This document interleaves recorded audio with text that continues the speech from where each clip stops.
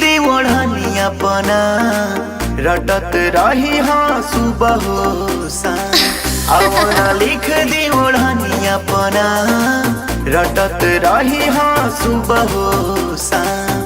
डलबू जब जब सीना पे, डलबू जब जब सीना पे, दिलवा के मिली आराम। अब न लिख दे कमछवा पना रटत रही हाँ सुबह हो शाम। बहाली बिंदिया कजरा लाली, बहाली बिंदिया कजरा लाली, घर से बावे जा। आवना लिख दी ओढ़नी अपना रटत रही हाँ सुबह हो शाम। अब न लिख दे कमछवा पना रटत रही हाँ सुबह हो शाम।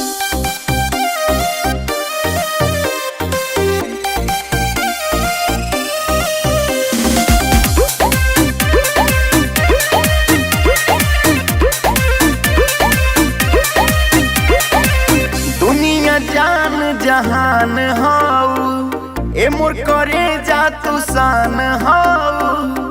हम धनु हिया हई तोहार, तुहू तो हमारो बान हाउ।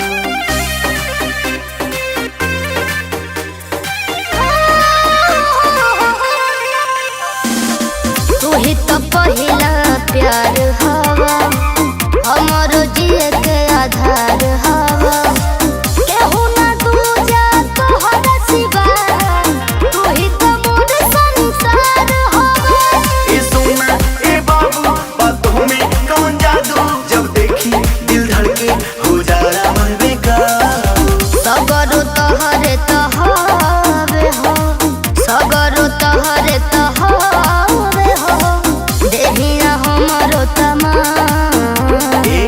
आवना लिख दी ओढ़नी अपना रटत रही हाँ सुबह हो शाम। अब न लिख दे कमछवा पना रटत रही हाँ सुबह हो शाम।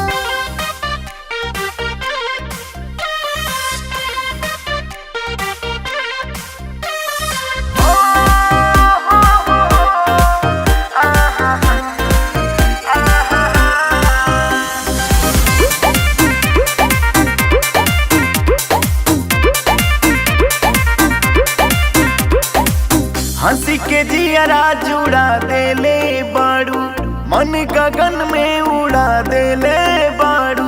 जवन जवन सोचले रही सारा सपनवा पूरा देले बाड़ू।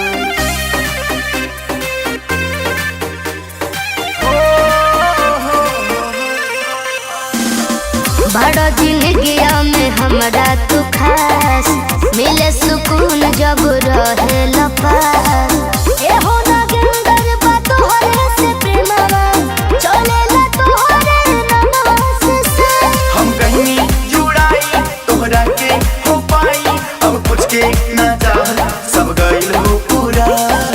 चल न भर दमंगिया हो, चल न भर दमंगिया हो, कह के सारा इंतजार।